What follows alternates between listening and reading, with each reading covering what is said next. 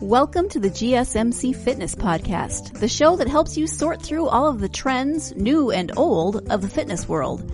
We'll talk about yoga, running, Zumba, weightlifting, and everything in between. Whether you've got your fitness routine down to a science or you're just starting out and looking for direction, you'll find educational and entertaining information on the GSMC Fitness Podcast.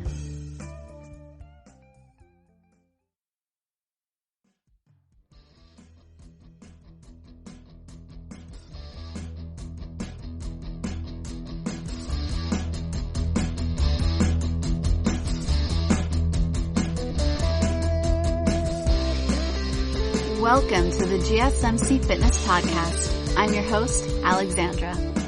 Today we're going to be talking about running, personal trainers, and rest days. So running.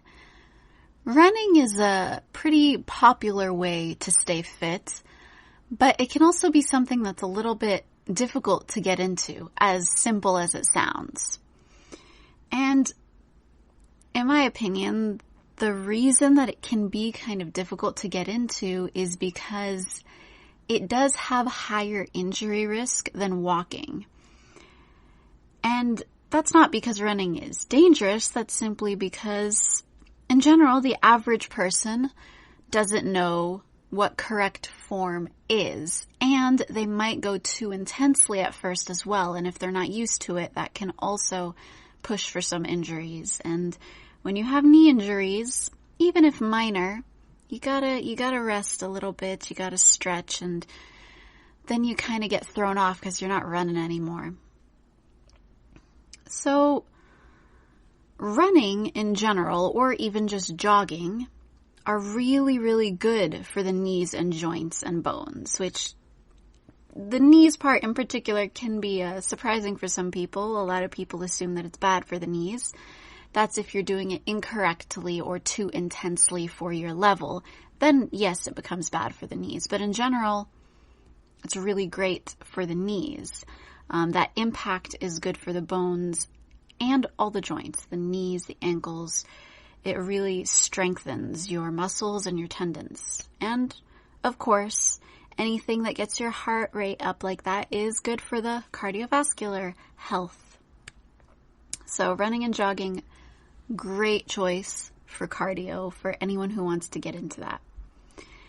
And another cool thing about it is it helps age-related mental decline because of, the cardiovascular health in general is good for the brain. You got to get that blood pumping.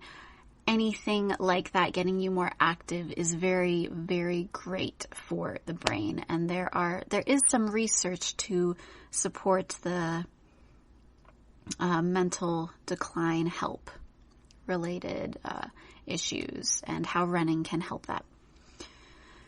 Now, a lot of people that start running for the first time, they get knee pain or maybe even ankle pain. They're just more prone to those kinds of injuries, which is fine. And there are a few things besides form that you need to keep in mind. So flexibility is definitely something to keep in mind, and muscle strength to support the running, and just in general mobility, not just flexibility and strength. So these are some things besides your level that can cause injuries from running. And it's not too hard to fix these things. There are some outside exercises you can do to support running. Now, running is just cardio, so you should be doing strength training in general. But just to put it more directly there, kind of drill it into the head, you can help prevent injuries by doing these supportive exercises. There are definitely different things to help with flexibility, just in general, doing some stretches, or doing something like yoga that encourages stretching and relaxation of the muscles. And things like that can also help with mobility, though there are more specific mobility exercises. You want to make sure you're rolling your ankle, not rolling it as in twisting it, the other kind of rolling, just practicing that mobility in your joints. You also want to do it for your knees and your hips, and obviously all the other joints, but those in particular for running are really good. You want to also do it in the shoulders too, so you can keep those relaxed, because sometimes people tense up. And then just general muscle strength. Anything regarding obviously your whole body, but again, particular to running, the lower body and also the core too is helpful for that. And even the glutes, which surprises some people, but we'll talk a little bit more about that later. But honestly, I think especially for beginners, yes, I'm talking from personal experience, the main cause of running injuries is not having proper form. Now, you can definitely find different advice for proper form online, but I would recommend speaking to a doctor or talking to a trainer just to make sure you're doing it correctly, because it's one thing reading it and feeling and looking in the mirror, but it's another to just have someone directly tell you, oh, that's not right, you'll hurt yourself. So I think an outside opinion is definitely helpful, in particular when it comes to form for anything. Now, with jogging and running, I'm just going to give you a few little pointers just to get you started in the right direction. But in general, you want to keep your upper body relaxed. Even though your arms need to be at a 90-degree angle and keep your elbows in, don't stick them out, you still need to keep your hands and your entire upper body relaxed. If you tense up, you're going to get sore all through your upper body, and you're going to be using way too much energy that could be used for the actual jog itself and should be used there. So try to stay loose and relaxed.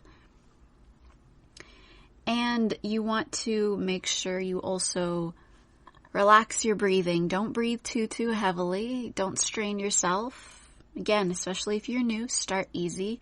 And try to sync your breathing with your steps if you can. That might help you guide your breaths a little bit more to be more relaxed and breathe properly. And regarding your lower body, there are so many different tips that people give. But in general, what you want is you want to tilt your body from your hips forward just slightly, not too far. You want to make sure your head is looking straight. You don't want to tilt it too far down and tilt it too far back. Keep your upper body straight but leaning forward. That will be very helpful for your lower body. And you want to bend your knees. Be relaxed about it. Don't tense up, but bend your knees slightly. And all of this will help you move more smoothly, be more relaxed, and avoid injury. You want to remember to keep a tight core, and something that surprises people, the power from your running comes from your glutes. You're pushing forward from your glutes, even though they're not pushed forward, but that's where kind of your power is coming from. And after your feet hit the ground, you're also pushing up off the ground. So you have a few different areas to focus on with the energy and the strength and not getting tense, also relaxing. You don't want to be tense about it. So if you're new to running, start slow. Definitely start jogging first and just get your body used to it. It'll definitely take time to get used to all of that. I know for me, I'm not a huge fan of running, but I wanted to get into it because my really good friend of mine is into it and I wanted to try it, and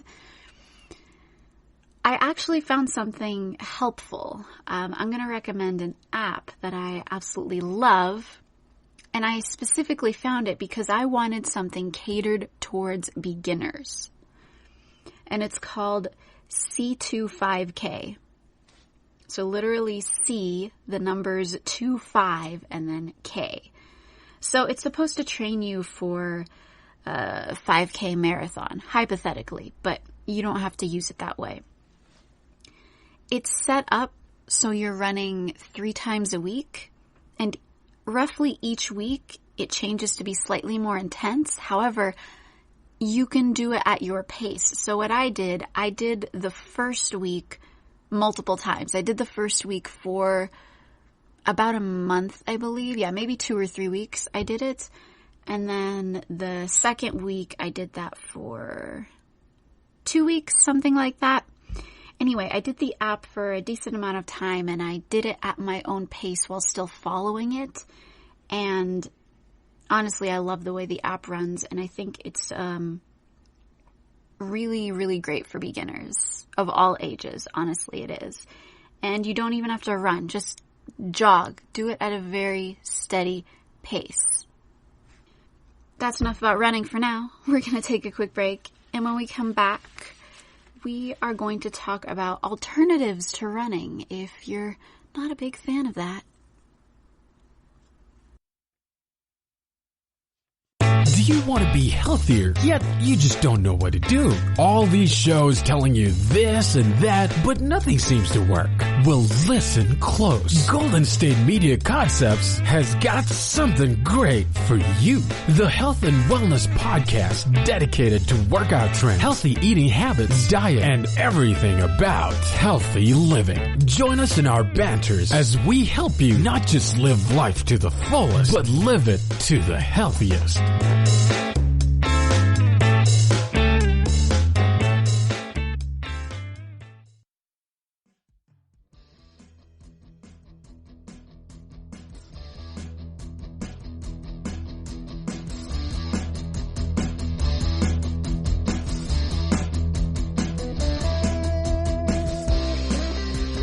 Welcome back. Earlier we talked about running and jogging in proper form and just getting started on that journey, which can be quite literally painful to some, but if you're doing it correctly, it's okay. You'll be fine. But if you're not into it, you're having too many issues for some reason, getting the form down isn't really working for you, there are plenty of alternatives to running that give the same benefits. So no worries there.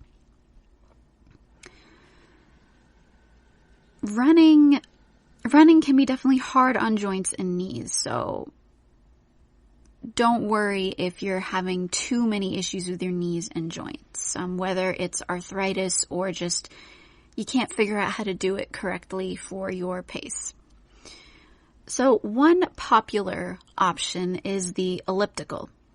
Now, using an elliptical, it's basically running. But the good thing about it is it kind of forces you to use the correct form because you kind of have this machine guiding you.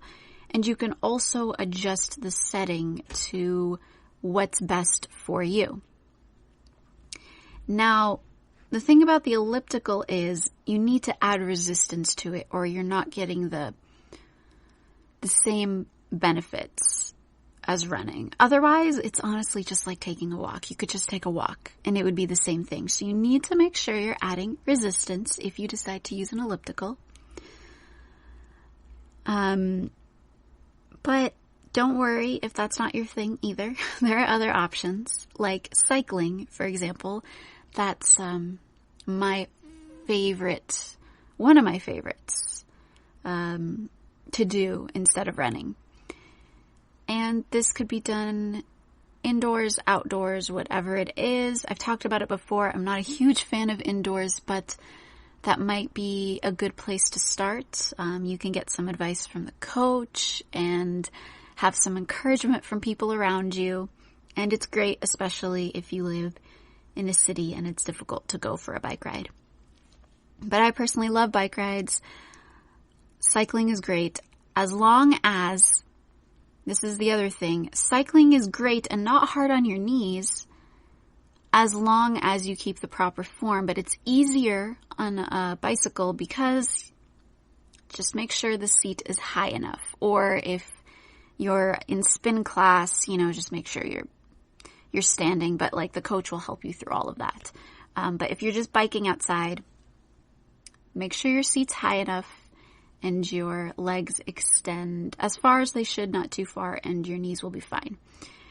I have definitely had a mild knee injury, and I had to temporarily stop cycling because my joints were a little bit sore and I had to do some stretches and stuff. I was fine. I recovered, but yeah, make sure your seat's at the right level.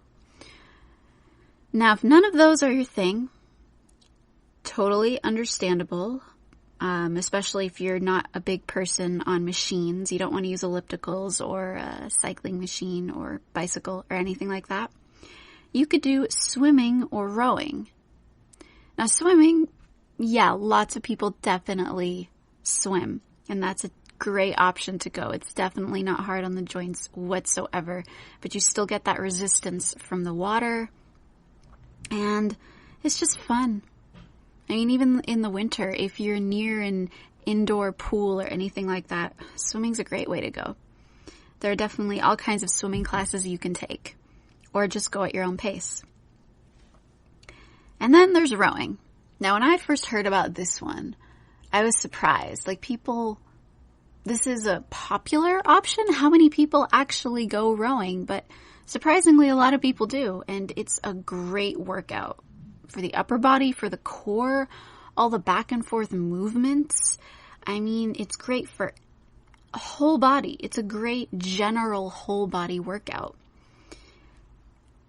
And honestly, it sounds like a lot of fun. The most rowing I've ever done was in a kayak.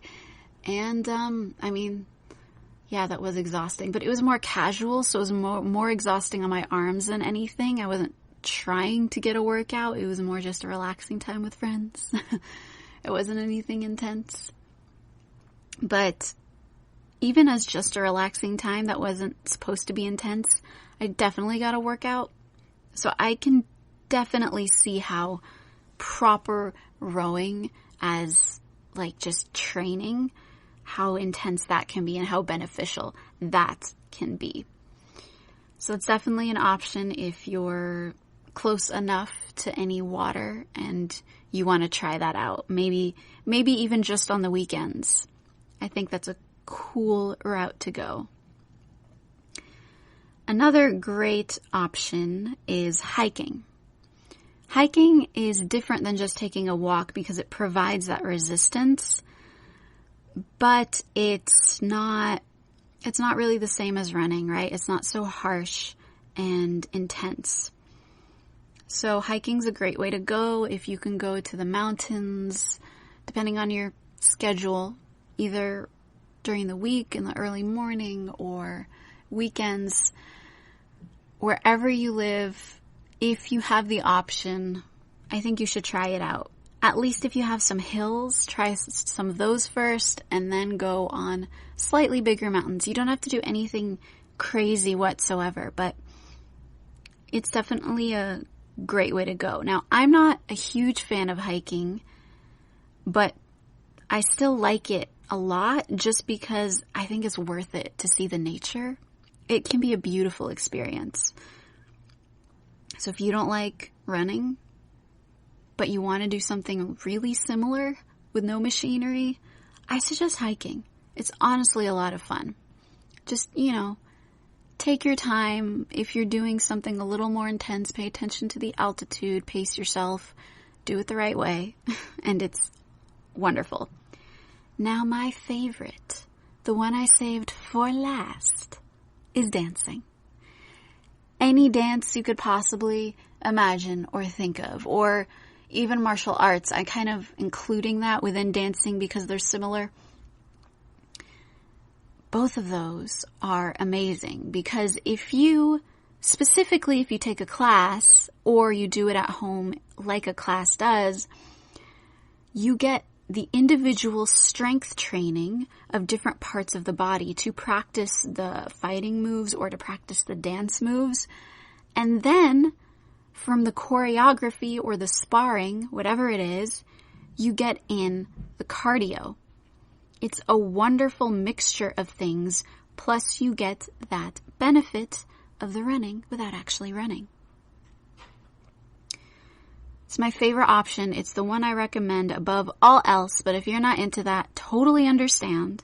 I really do, because as much as I love dancing and enjoy it, I am pretty clumsy. So I understand not wanting to do anything like that, though it does improve your clumsiness as well. If that's the thing you're worried about, it helps with balance. But yeah, all of these great options. Try them out, do some research, ask around. They're definitely fun alternatives. All right, we're going to take another break. And when we come back, we're going to talk about hiring personal trainers. Tired of searching the vast jungle of podcasts? Now listen close and hear this out. There's a podcast network that covers just about everything that you've been searching. Hey! The Golden State Media Concepts Podcast Network is here. Nothing less than a podcast bliss with endless hours of podcast coverage. From news, sports, music, fashion, cooking, entertainment, fantasy, football, and so much more. So stop lurking around and go straight out to the Golden State Media Concepts Podcast Network. Guaranteed to fill that podcast itch. Whatever it may be. Visit us at www.gsmcpodcast.com. Follow us on Facebook and Twitter and download us on iTunes, SoundCloud, and Google Play.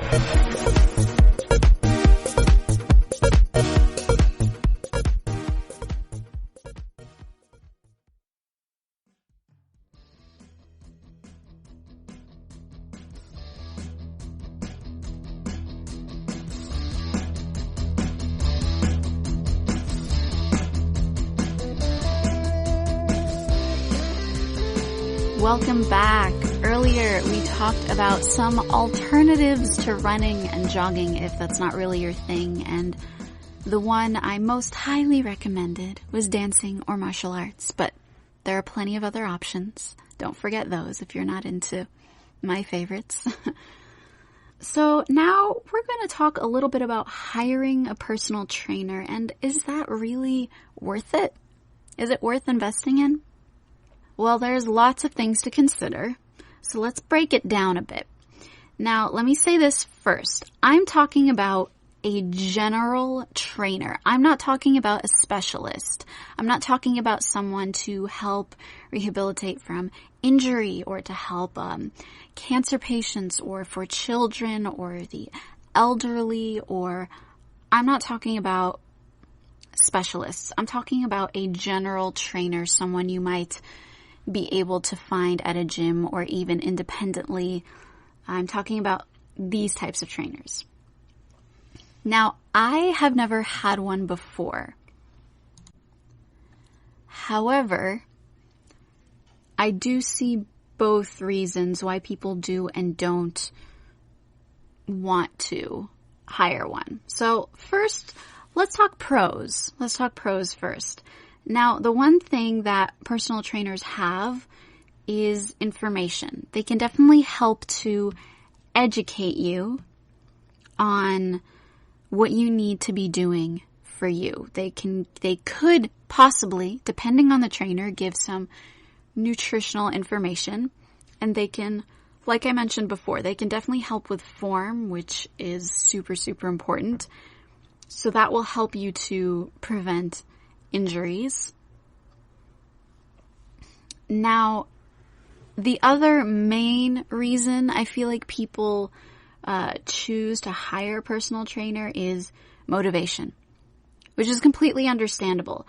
Sometimes it's hard to get that motivation in, and a coach is a good way to get that drive, to get that kick, that start, especially if you don't have support around you. Not that people aren't supportive of you, but if you don't have friends that either work out at the same time as you or work out at all.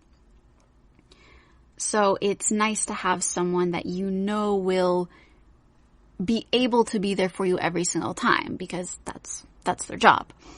So that can be a definite benefit to hiring one. Another great thing is they can also assess your current condition, whether you've never worked out a day in your life, whether you work out all the time, whether you used to work out, but it's kind of been a while and you want to get back into it, whatever it is, they can assess that and they can cater a plan and even possibly a diet to suit you specifically. Another good thing about that, which I do really like actually, is they can teach you workouts you've never heard of before, or you heard of them but you don't know how to do them correctly, so you're nervous about hurting yourself. And these workouts might be more directly effective for you than what you've been doing previously. So that can be another awesome benefit. Now, cons. Let's go into the cons a little bit. Now, obviously, I'm not talking every single coach out there. Every situation is different. This is general things to think about. Personal trainers are doing it because they love it, absolutely, but it's also a business, and you need to keep that in mind. Obviously, with anything, even if someone's passionate about it, it is still a business for them, and they have to take that into consideration. So for a personal trainer, you want to make sure you're getting your money's worth. Some personal trainers, it is possible that they might keep some information from you. Not necessarily on purpose or not to be malicious, but they give it to you in bits and pieces, maybe depending on what you're focusing on that day. But also, if someone gives you too much information, some people may take that as the go-ahead to stop, to save some money, and to just do it on their own. So you need to weigh these things. You need to keep that in mind. And I'm not blaming any trainer who does do that at all. I completely understand. But it's just something to think about. The other thing is, it's expensive. And it's understandably expensive. But you gotta see if it's worth it to you, however you decide to do it. So take cost into consideration. The other thing to think about is there are so many different kinds of certifications, and you want to make sure your coach is certified, and you want to see what kind of certification they have. Do they have it from a gym? Do they have it from a different company? And what do those companies require for a certification? The other thing is you want to make sure that, obviously it depends on your goals, but some coaches don't know everything about nutrition. They can get you started on a good diet, but if you really need a lot of help with your diet, I'd recommend talking to a nutritionist or finding a coach that has that as part of their certification requirements. Because diet is definitely a huge part of fitness. Now, the other con is there's already so much free information out there. Why should you even consider hiring someone when you can do the research yourself? I'm here giving you my opinions and my collection of researched information. And there's so many others that do the same. So what's the point? I think it can be worth it. It just depends on you and your goals, how much you want to put into it. It's definitely expensive, but why not do it? Why not hire someone just once a week and just use the lessons they've been teaching you each week until you see them again? They can still be super beneficial to you. Now, I'm not trying to force you to hire someone. I'm just saying the cons don't take everything out of the picture for me. I still think there's enough pros to hire someone if that's what you're interested in and considering doing. I think you can learn a lot. I think you can benefit quicker even because the coach can help guide you a little more clearly with less experimentation on your part because they have so much knowledge and they can see a little bit more from an outside perspective than maybe you might be able to. With that, I'm going to let you think about it. I'm going to let you marinate on that. Decide what's the best thing for you to do. And we'll take another break. And when we come back, we'll talk about how to get the most out of your trainer. Make it worth your money. We'll be back.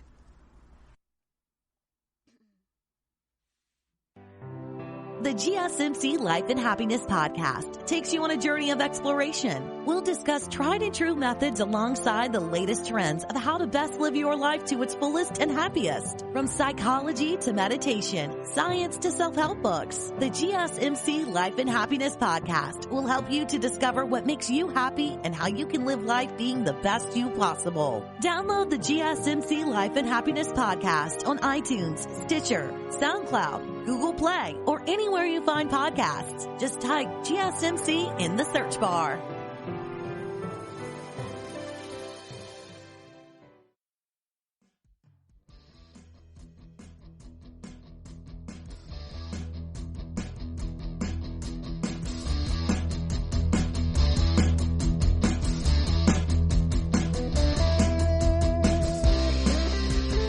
Welcome back. Earlier we talked about, is hiring a personal trainer worth it? And we ended with, well, it's up to you. It could be worth it to you, it could not be. But if you decide that it is worth it, how do you get the most out of it? I mean, trainers are pricey, and yes, I keep mentioning that. I'm a grad student. Hello. But you gotta think about how to get the most out of it. You want to get the most out of the experience and have a good time and make good progress. Well, the first thing you want to think about is you want to be comfortable with them. Of course, that's number one. I mean, that's number one for anyone you're hiring, anyone you're working with. You want to make sure you're comfortable. If you're not comfortable, it's not worth it. If you specifically want a specific gender to be your trainer, that's your call, and you're allowed to look for that. Look for someone that you're comfortable with. If you try someone and you're not comfortable, that's fine. It's your call. You can search for someone else. So make that be your number one priority, comfort. 2, it depends on your goals. You might only want a general trainer, which is great. I think that's what most people would require. However, you might need a specialist, depending on your situation. Maybe you have a bad injury you're trying to recover from, or whatever it is. So look into the kinds of specialists there are, and maybe that might be more suited towards you. But the other thing is, depending on your goal, you want to have a conversation about your trainer, about what your goals are, and you want to let them know if that changes. Are there general health goals that you have? Do you want to improve the health of your heart, of your mind, of your blood pressure? Or are you trying to fit into your wedding dress before this summer? Like, all of that is really important for the trainer to know, and really important for you to accept whatever advice they give you. Because if you're trying to fit into a wedding dress in 3 months, that's some intense workouts you're going to be having, and you're not going to have maybe as slow of a start as you want. So discuss your goals with your trainer, and be realistic about what goals you want. And they can help guide you in that direction and help you reach your goals. Going off of that, the other thing you want to think about is intense versus slow. If you do have a goal you want to get to in 3 months, you have to take into account, it honestly doesn't matter what trainer you have, it's going to be more intense. And if you've never worked out before, you need to communicate that with your trainer, because they're going to tell you, okay, you need to take it a little bit slow at first, but it's still going to be really intense. So you just got to be careful. Now, if you don't mind taking it a little bit slower, that's fine. You have more time to reach whatever goal it is you're reaching. That's fine. Communicate that with your trainer. Which brings us to the final, very, very important point, you have to communicate with your trainer. It's not a romance, obviously, but it is a relationship, and all relationships require good communication. So, what's good communication? Well, it's telling them, first of all, if you have an injury or not, because they need to know, or if you've had a previous bad injury that you haven't quite recovered from, whatever it is, they need to know. And they need to know what your goals are, like we said. And I talked about it before, you need to know your personality. So if they're a tough love coach and you can't handle that, you need to tell them you prefer encouragement. If they're giving encouragement, but it's not enough for you, you need someone to be a little tougher with you, you need to tell them that. Whatever it is, you need to tell them. You also need to tell them if you want to know the why. Do you need to know the why of what specific moves you're doing or the diet they suggest? Or do you not care? You trust them to give you the results, you're paying them the money, great, let's go, whatever it is. You need to communicate that with them as well. All of this is very, very important so they can understand your situation and so you can get the most out of them. Now, of course, hopefully they will ask you tons and tons of questions. I'm sure they will. But you yourself want to keep these things in mind as you are with them. And if any of this changes later, you need to communicate that with them as well. It's important. You're paying them. You may change your mind, or you may feel a change in your progress, and you may need to let them know, I can handle a little bit more if they haven't put a little bit more on you yet. If that's the case, go ahead and tell them you're ready to try something else. They'll be glad for it, and they'll be happy to get you there, get you whatever you need to reach your goal. That's their job, and I imagine their passion, so talk to them, have a conversation. You will get more from your money that way. All right, we're going to take another break. When we come back, we're going to talk about rest days. Still on the search of that one true love? On the limbo in this crazy world of dating, marriage, relationships? Well, listen to the Golden State Media Concepts Relationship Podcast, your one-stop podcast for everything about relationships.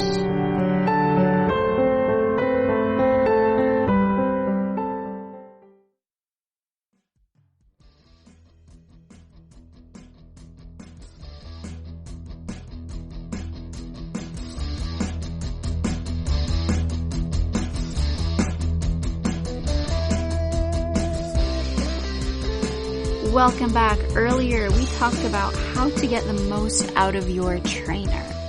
And now we're going to move on a little bit from that and talk about what on earth is a rest day. All these past episodes I've been talking about, oh, rest days are important. Get in your rest days. You need to rest. You need to let yourself recover. But what are they exactly? A rest day doesn't mean sitting down and doing nothing physical at all whatsoever.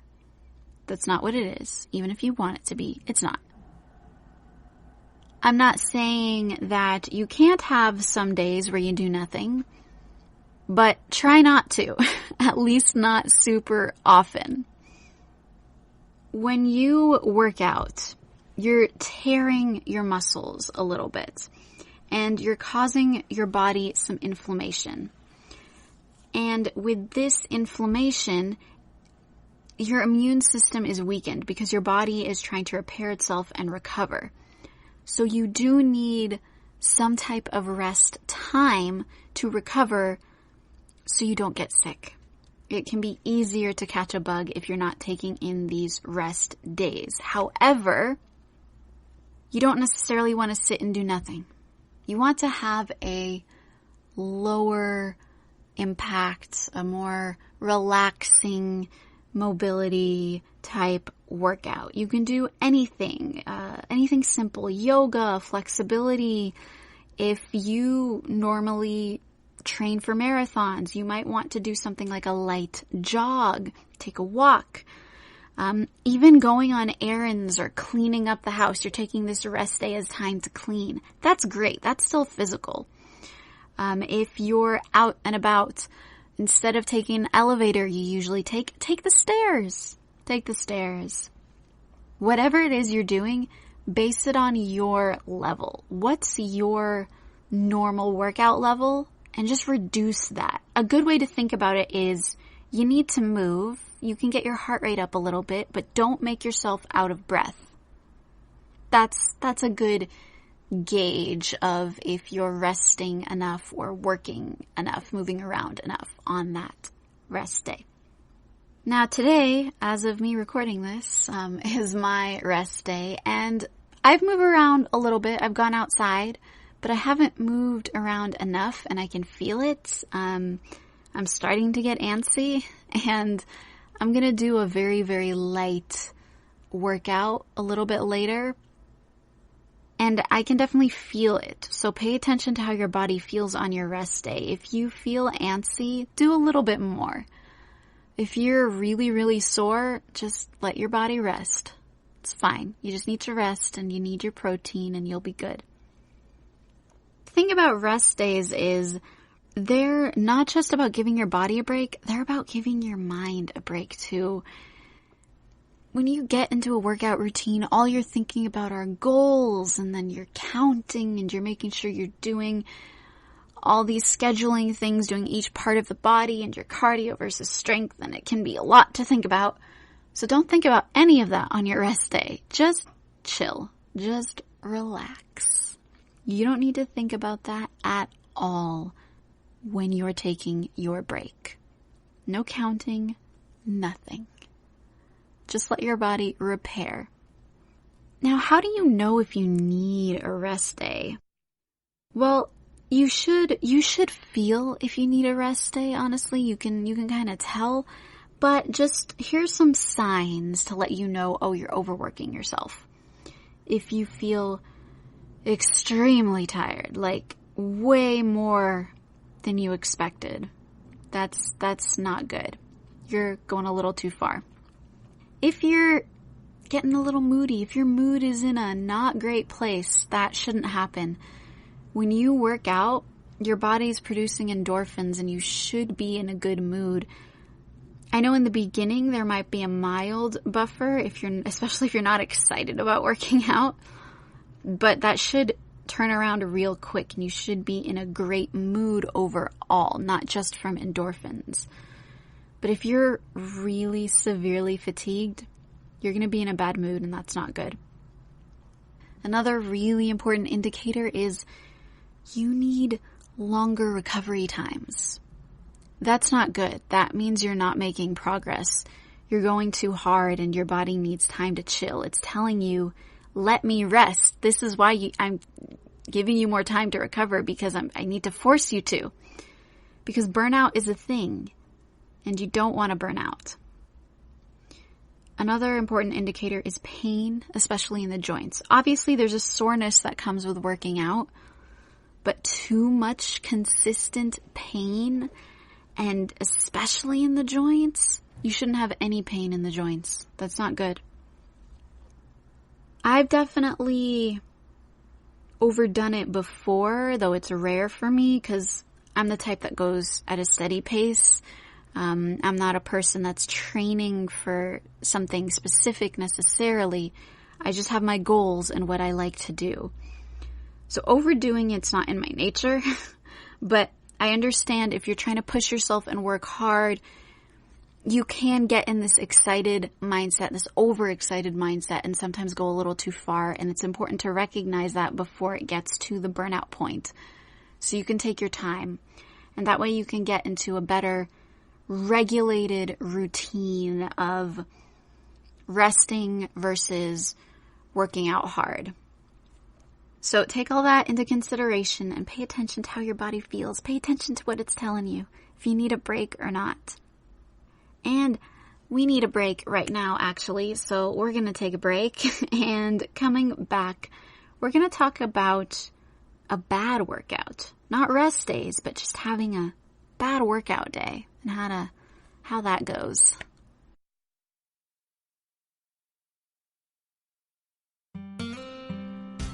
Pets bring such joy to our lives, and the GSMC Pets podcast is here to share in that joy. We'll tell stories of pets finding their forever homes, acting in unexpected ways, being helpful, or just being silly. Whether you love dogs, cats, llamas, reptiles, fish, or you've never met an animal you didn't like, the GSMC Pets podcast is for you.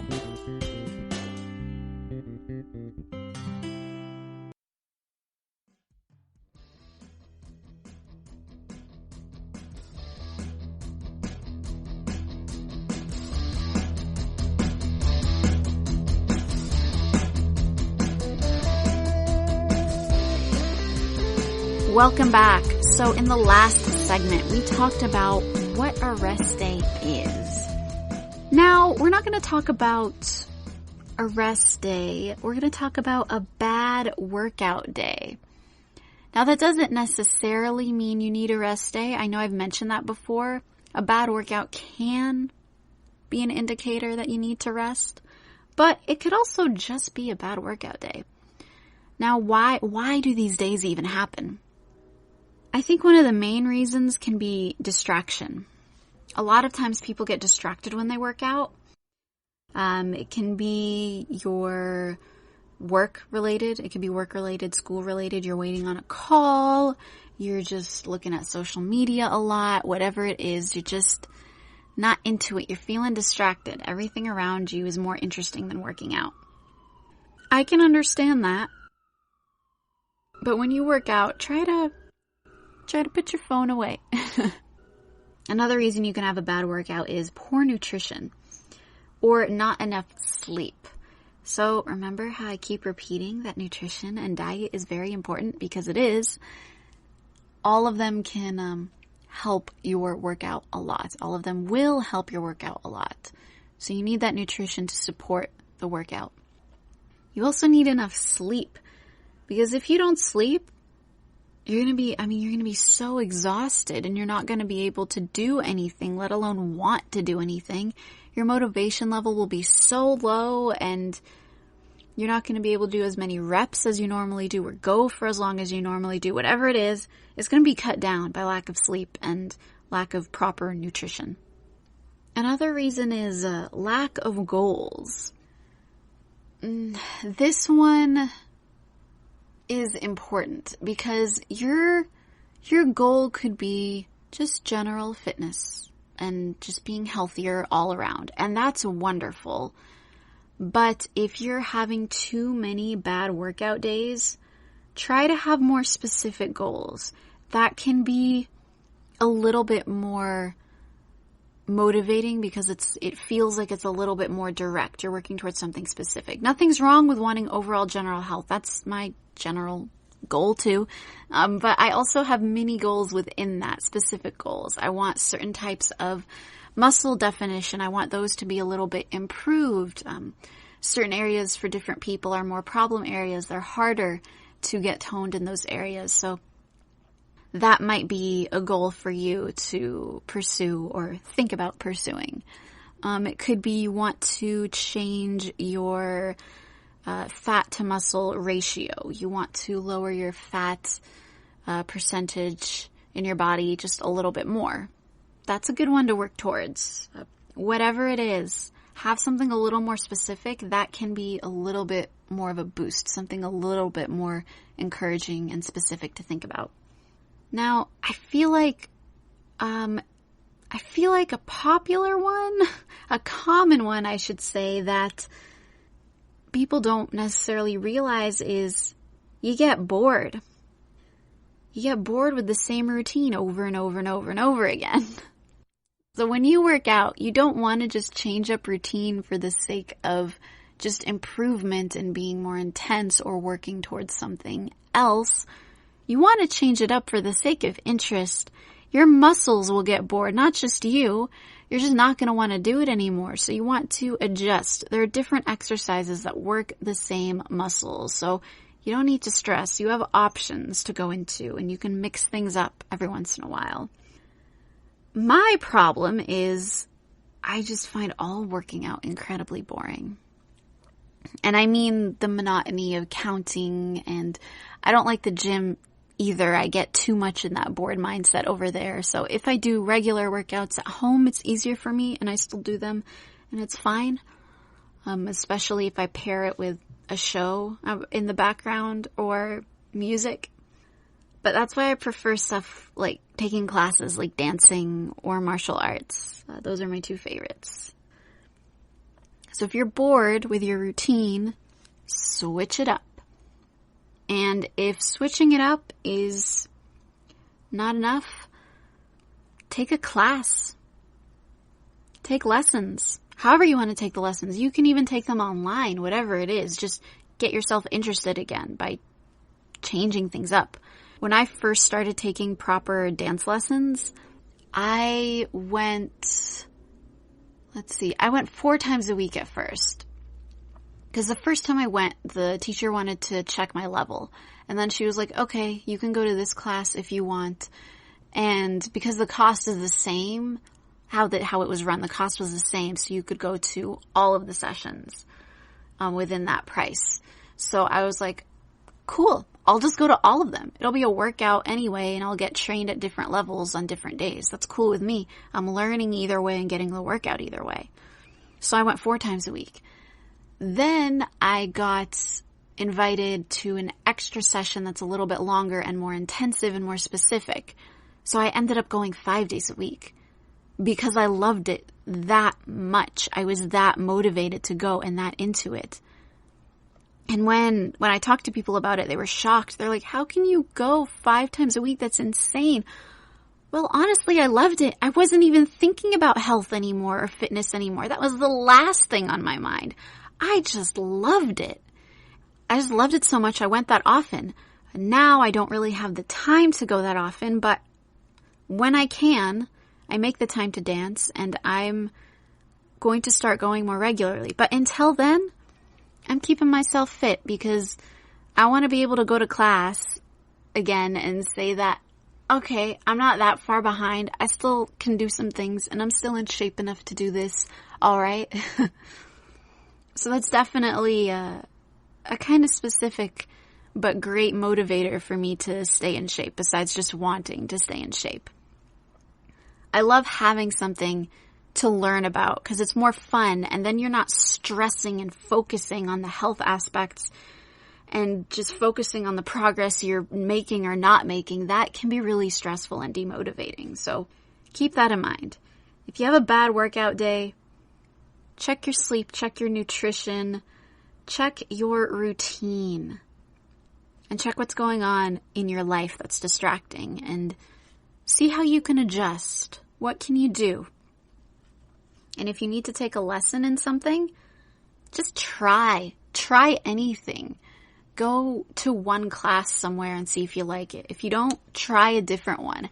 At least you're trying stuff at that point. You're still getting in a workout even if you didn't like the class, and it's still new and refreshing. That's still good in my book. All right, that's it for today, guys. Thank you so much for listening to the GSMC Fitness Podcast, brought to you by the GSMC Podcast Network.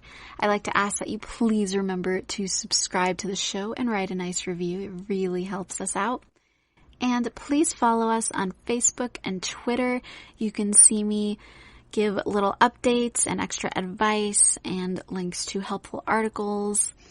And I'll update you on my fitness journey as well. Thank you all so much. Have a good night. You've been listening to the GSMC Fitness Podcast, part of the GSMC Podcast Network. You can find this show and others like it at www.gsmcpodcast.com. Download our podcasts on Stitcher, Apple Podcasts, SoundCloud, Google Play, and any app where you listen to podcasts. Just type in GSMC to find all of the shows from the GSMC Podcast Network. From movies to music, from sports to entertainment, from business news to weird news, we cover it all. You can also follow us on Twitter and Facebook and listen to these podcasts on YouTube. Thank you, and we hope you have enjoyed today's podcast.